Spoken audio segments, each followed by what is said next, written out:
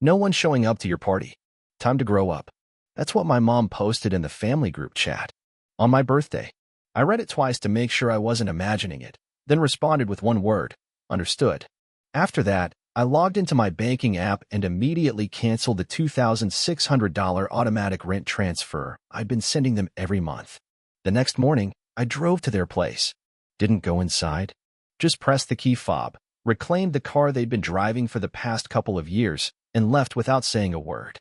Then I got on the phone with the bank and shut down every credit card they had ever gotten their hands on. Not because I was being petty, but because I was finished playing a part one never signed up for. Their silence afterward? That wasn't confusion. It was the kind of stunned, heavy quiet that settles deep when you finally understand something's really done. This wasn't a dramatic outburst. It wasn't a bluff. It was final. A door quietly closing and locking behind me. They figured I'd throw a fit, pout for a day or two, then get over it. That's the pattern they knew. But this time, it wasn't just another hit. This was the last one. The final punctuation mark on a long, exhausting paragraph where I was never truly a son, just a walking wallet. A support beam they leaned on without ever looking me in the eye. I'm 29 years old. I used to live in a modest condo on the 11th floor in Southwest Denver. Now, a downtown unit. Higher up, different building. Bought under a legal trust, different name. And I honestly thought we'd turned a corner. That maybe things were settling. That maybe, just maybe, I'd finally done enough to be seen as part of the family, not just the backup plan. But they weren't looking for effort. They were looking for silence. And gratitude. Grateful just to be orbiting something they still had the nerve to call family. The biggest gut punch wasn't even her message. It was how everyone else responded or didn't. Ron, my uncle, dropped a heart emoji. Haley, my younger sister, replied with a cake icon. My dad forwarded some meme with a clown that read, "Guess who's turning 13 again?" Nobody asked how I was doing. No one said happy birthday. I just sat there in my condo, staring at my phone in the dark. And you know what? I wasn't even hurt. I was shocked by how long I'd let this go on. I've been paying their rent since I was 23. Not because I had extra money. Not because they ever asked nicely. But because they guilt me into thinking I had no other choice. This is just for now. You're the only one who's got things together. We gave you everything. It's your turn. That temporary turned into 5 solid years. Month after month. Rent, groceries, gas, internet, repairs. I picked up every tab. Even paid their cat's vet bill. Not out of generosity, but because if I didn't, I knew I'd get hit with the guilt trip eventually. Then came the group chat hits. Subtle little landmines. Power might get cut off again. Mom's back is acting up. We can't move without help. Haley's car broke down. She really needs to get to work. Yeah, that last one? I bought her that car. She still drives it. Still uploads selfies from it. One even said, "Grateful for the real ones who support me, Red Heart." She didn't tag me. Haley's my younger sister. She's 26, jobless, but somehow always on vacation. According to my parents, she's just finding herself. Apparently, she's been finding herself in my bank account for years. One time I asked Dad why she never pitched in. He shrugged and said, "She's not like you. She's not built for pressure. You are." That stuck with me. Because he was right.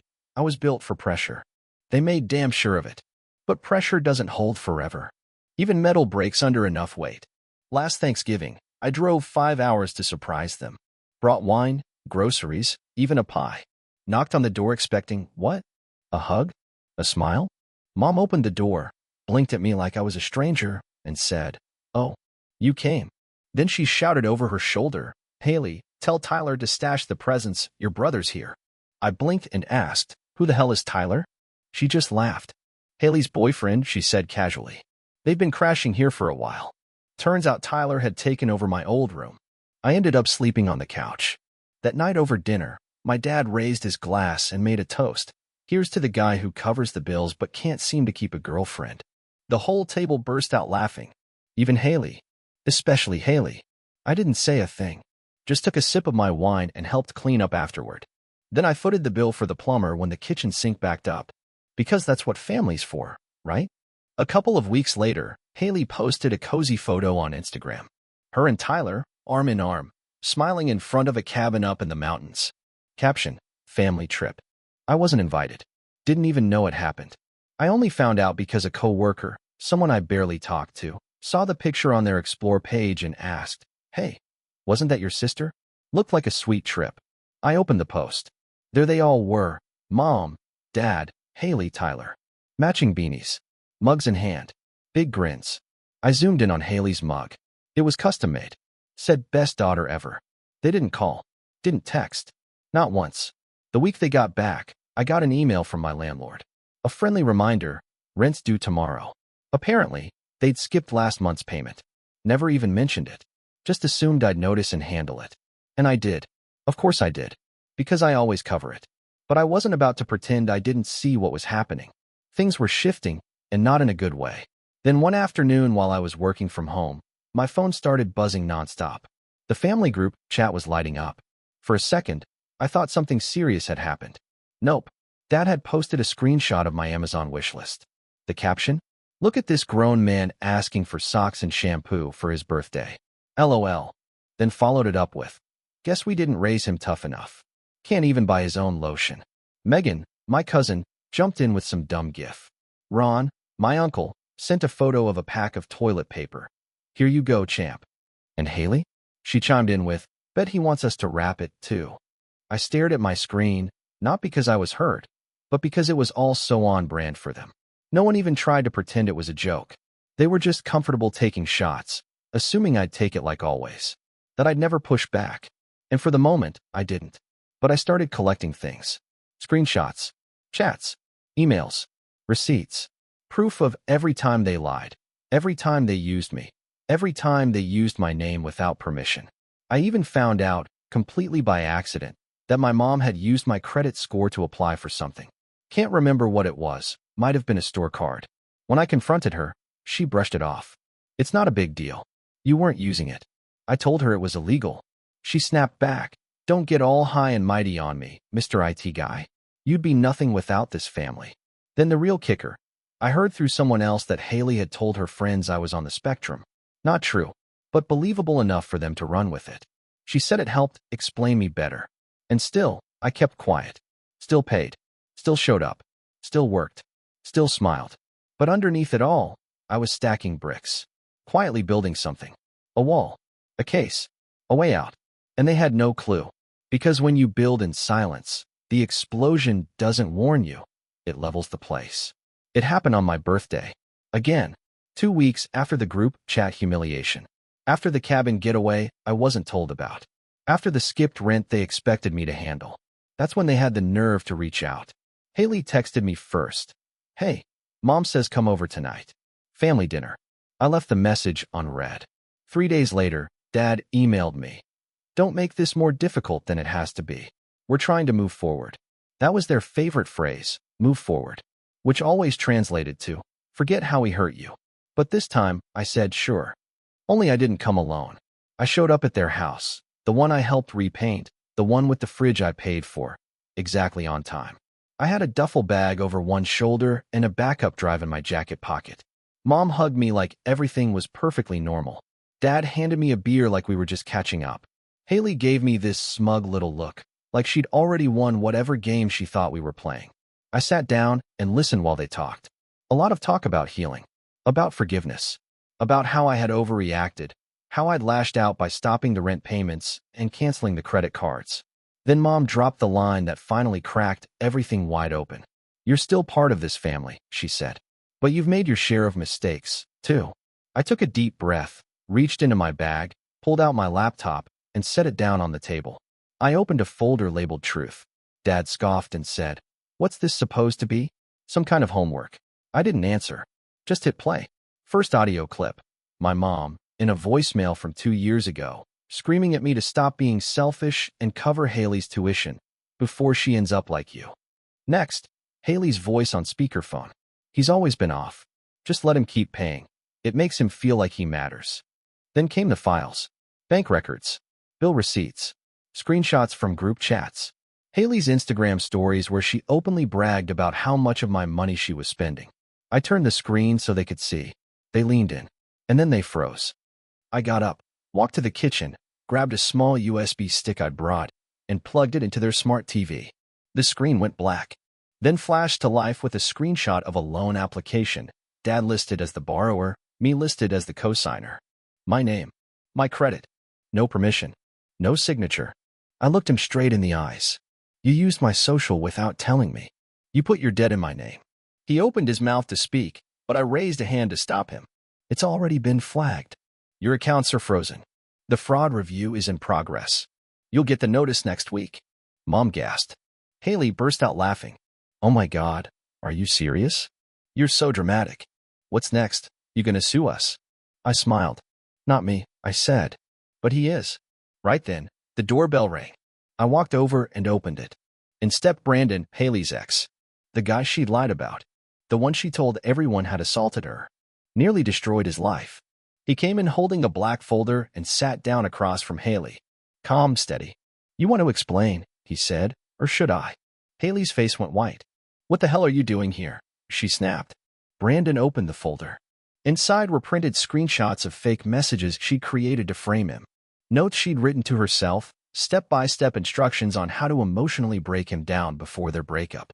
Even a transcript of her voice memos, spliced to make it sound like he was yelling. Mom started crying. Dad stared off like the wall had answers. Haley stood up and shouted, You two are insane. This is harassment. Brandon didn't flinch. He just looked her in the eye. You're not the victim here. You're the one who did this. And I'm finished playing along. Then he walked out. I followed him to the door, but turned around just once. Just long enough to say the last words I would ever speak in that house. You wanted me to stay quiet. Be the good son. The human wallet. The one who never talks back. I looked at them, really looked, and said, But now, I'm the one telling the story. Then I grabbed my laptop, my drive, and walked out. Behind me, chaos erupted. Mom yelling for Haley. Dad shouting at me to come back and fix this. Something shattered glass, maybe. I didn't turn around. Because once you blow the lid off the truth, you don't stop to admire the wreckage. The next morning, I posted everything. Not just the screenshots. Not just the audio clips. I posted the full archive. One single post. Title, When Your Family Thinks You're Just an ATM with a Pulse. Inside the link, every dollar I ever sent. The illegal loan. The fake messages. The audio edits. Haley's little breakup blueprint. Mom's screaming voicemail about tuition. Dad's Thanksgiving toast about how I couldn't keep a girlfriend, but at least I kept the lights on. I didn't write it as a pity party. I didn't ask for anyone's tears. I just laid out the facts. Posted the receipts. And added one final line at the end. I'm not angry. I'm not sad. I wasn't angry. I wasn't sad. I was just finally done pretending this mess was what family was supposed to look like. Then I hit post. Closed the app. Shut my phone off. By lunchtime, it had already taken off. Not Hollywood viral or anything, but it spread fast enough to sting. Thousands of shares. Hundreds of comments. Some came from complete strangers. I went through the exact same thing. My brother did this to me too. You're not alone. This is wild. The receipts are insane. King behavior. Then came the people I actually knew. Folks who knew my family. Old acquaintances. One guy from high school dropped this in the comments. Knew something was always off about your sister. This seals it. I didn't reply. I didn't need to. The post had its own life now. It didn't need me babysitting it. By mid-afternoon, around 3 p.m., my aunt, the same one who had reacted with a heart emoji to that awful birthday message, posted her own little moral sermon. Keep your private matters private. Family doesn't belong on the internet. 0 likes. 0 shares. Haley? She put up a black square on Instagram. Caption. Betrayal cuts deepest from the ones you once fed. I nearly laughed out loud. Then my dad did the unthinkable. He went live on Facebook. Yep. Live. He was sitting in the garage, the same one I helped him re-roof, staring into his phone with a shaky voice and a pile of empty beer cans behind him. He said I was being manipulated, that I was emotionally unstable, that I didn't really know what I was doing or saying. Then came the whole I forgive you bit. That family's fight. That love means working through the mess. Down in the comments, one of his old golf buddies typed, Didn't you say you faked your signature once? And my dad? He liked it. That was the move that broke him. Because I had receipts for that 2 video receipts. A clip from 3 years ago. Dad sitting on our couch, beer in hand, telling Haley, plain as day. It's fine. I used his social. He won't even notice. And if he does, he owes us. He wouldn't be alive if it weren't for us. I posted that as a direct reply. No caption. Just a date. Then I logged off again. Behind the scenes, I wasn't just sitting back watching the fallout. I was building something. I launched a YouTube channel that same week. Just one video to start, me talking straight into the camera. Title: When Helping Turns into Enabling. No names. No drama. Just calm, honest truth. You can love people and still walk away. You can be generous and still be used. And when they finally show you how little they think of you, believe them. The video hit 450,000 views in 4 days. A podcast for adult children of narcissists reached out, invited me to speak. I said yes. Then another podcast messaged. Then another. Then a publisher. I wasn't trying to go viral. I wasn't chasing clout. But the truth? People were desperate for someone to say out loud what they'd only ever dared to think. Then my mom tried one more time to reel me back in. She sent a photo, a letter from the mortgage company. The rent was unpaid. The house was under review. Her message? Hope you're proud of yourself. Translation: We're losing the house. This is your fault. I didn't respond with words. I sent back a screenshot. Her name listed next to every bank transfer I had made in the last 5 years. Total: $156,000. Caption: You took it. Not me. She left it on read. A few hours later, I got a text from an unfamiliar number. Haley. One line. Hope you never have kids. You'd make a terrible father. I actually smiled. Not because it was funny, but because it was pathetic. They were throwing every weapon they had. Anger, guilt, shame, anything but the truth. None of it worked. And the best part? I moved. Quietly. No announcement. No farewell post. No forwarding address. A condo downtown. 11th floor. Bought under a legal trust, different name. Fully paid off. New view. New phone number. New silence. They tried to reach me. They asked around. Dug through extended relatives. Didn't matter. They couldn't find me. I wasn't just walking away from their nonsense. I was stepping out of the entire idea that I owed them anything. Not my time. Not my money. Not even a response. A month later, I changed my number. Not because I was scared. Just bored. Bored of the guilt-laced voicemails. Tired of Haley's vague Instagram stories about toxic, narcissistic siblings. Worn out from Dad's drunken emails that always started with, "You don't know how hard it was for me," and ended with something like, "Let's turn this into a business opportunity." They weren't reaching out to make peace. They were trying to steal back the story. But I'd already told it. Ripped the truth out by the roots and buried it deep. They just hadn't noticed they'd been eulogized. I didn't vanish. I leveled up.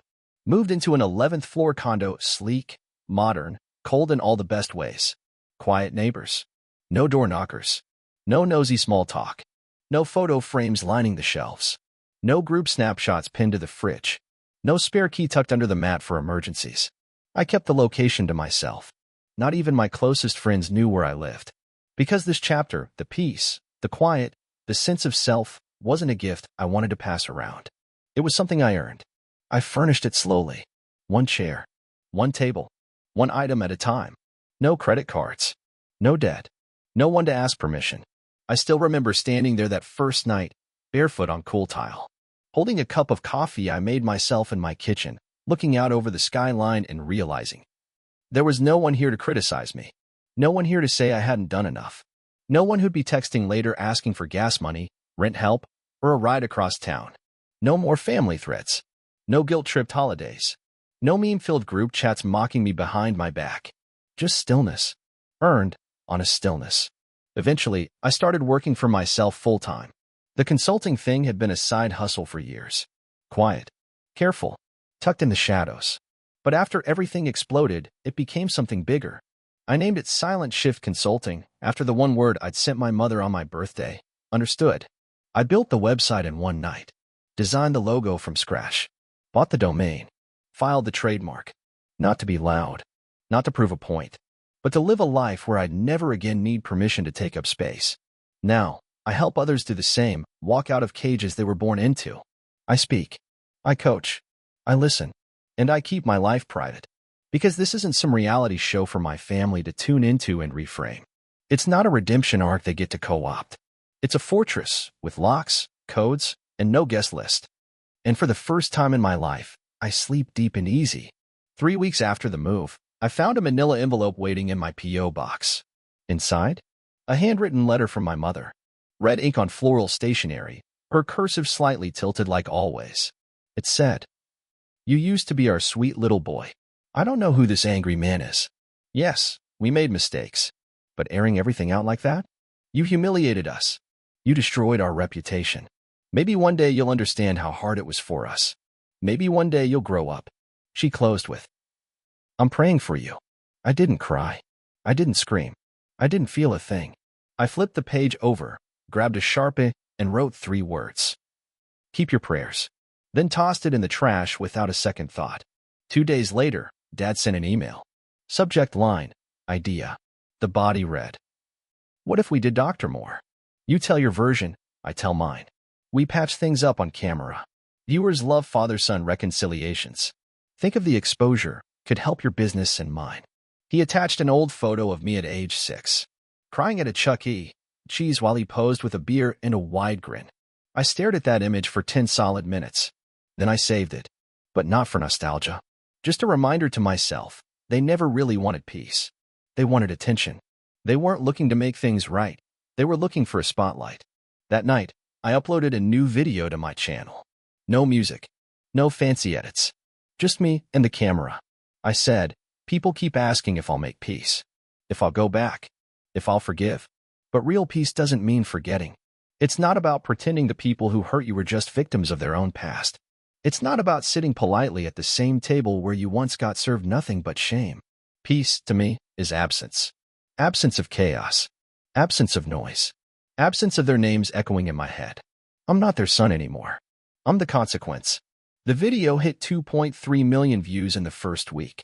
One afternoon, I was walking out of the office when I saw a couple standing near the front door, reading the logo. The woman looked at me and asked softly, are you the guy from the story?